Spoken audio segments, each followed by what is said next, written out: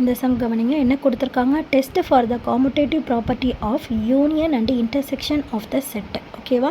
So யூனியனும் இன்டர்செக்ஷனுக்கான commutative property என்ன அப்படின்னு கேட்டிருக்காங்க. ஓகேவா? ஸோ பி கொடுத்துருக்காங்க. என்ன கொடுத்துருக்காங்க? எக்ஸ் வந்து ரியல் நம்பர் 2லேருந்து 7க்குள்ள, க்யூ வந்துட்டு ரேஷ்னல் நம்பர் 2லேருந்து 7க்குள்ள அப்படின்னு சொல்லியிருக்காங்க. ஓகேவா? ஸோ ரியல் நம்பர்ஸ் அப்படின்னால என்ன? ரியல் நம்பர் ஃபஸ்ட்டு வந்து நேச்சுரல் நம்பர்ஸ், அப்புறம் ஹோல் நம்பர்ஸ், நேச்சுரல் நம்பர்ஸ், அடுத்து ஹோல் நம்பர்ஸ், அடுத்து வந்துட்டு ரேஷ்னல் நம்பர்ஸு, அடுத்தது வந்துட்டு என்னது? Real numbers. ஓகேவா? ஸோ அப்படிங்கிறப்ப நம்மளுக்கு என்ன தெரியுது? ரியல் நம்பர்ஸ்குள்ளார தான் வந்துட்டு என்ன இருக்குது? ரேஷ்னல் நம்பர்ஸே இருக்குது.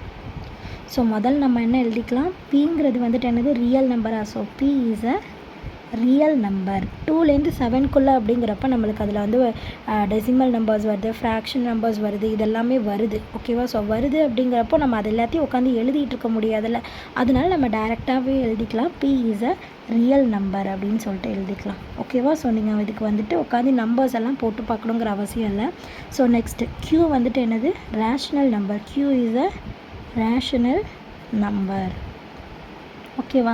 ஸோ இதில் வந்து எதுக்குள்ளே இருக்குது? க்யூ வந்து பிக்குள்ளே இருக்குது. அதாவது க்யூ வந்து பிக்குள்ளார இருக்கா? அப்போ Q is a subset of P. பியோட பிக்குள்ளார தான் என்ன இருக்குது? க்யூ இருக்குது. ஸோ சப்செட் அப்படின்னா இந்த சி மாதிரி ஒரு சிம்பிள் போடுவோம், ஞாபகம் இருக்கா? அப்போ Q is a subset of P. ஓகேவா? புரியுதா? அப்போது பி யூனியன் க்யூ அப்படின்னாலும் க்யூ யூனியன் பி, இது வந்துட்டு காமுடேட்டிவ் ப்ராப்பர்ட்டிக்கு சொல்கிறேன். ஓகேவா? So commutative property for union, இந்த ஹெட்டிங்காக எழுதிக்கோங்க. ஓகேவா? P union Q is equal to Q union P is equal to நம்மளுக்கு ரெண்டுத்தையுமே யூனியன் பண்ணால் நம்மளுக்கு என்ன கிடைக்கும்? எது பெருசு? பி தானே பெருசு. ஸோ அப்போ நம்மளுக்கு என்ன கிடைக்கும்? பி தான் கிடைக்கும். ஓகேவா? So commutative property for union is P அப்படின்னு எழுதிக்கலாம். ஓகேவா? So commutative property for union is P. ஓகேவா?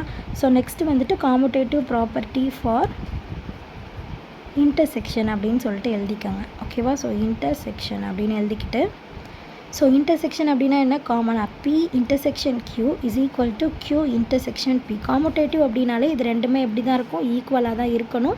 ஸோ அதே மாதிரி தான் இருக்குது. ஓகேவா? ஸோ என்ன அப்படின்னா இது ரெண்டுத்துக்குமே காமனாக என்ன இருக்கும்? எது சின்னதோ அது தானே காமனாக இருக்கும். ஸோ க்யூ தானே இதுக்கு காமனாக இருக்கும். So is equal to Q. ஓகேவா? அப்போ நம்ம என்ன எழுதிடலாம்? சிபின்னு யாரும் எழுதிடாதீங்க, காமுடேட்டிவ் ப்ராப்பர்ட்டி அப்படின்னு சொல்லிட்டு ஃபுல்லாக எழுதுங்க. Commutative property for intersection. ஓகேவா? So commutative property for intersection is Q. ஓகேவா? ஸோ இப்போ என்ன ரெண்டுமே காமுடேட்டிவ் ப்ராப்பர்ட்டி ஃபார் யூனியனும் கண்டுபிடிச்சாச்சு, இன்டர்செக்ஷனும் கண்டுபிடிச்சாச்சு. புரியுதா இந்த சம் எப்படி போட்டிருக்கோம் அப்படின்னு சொல்லிட்டு?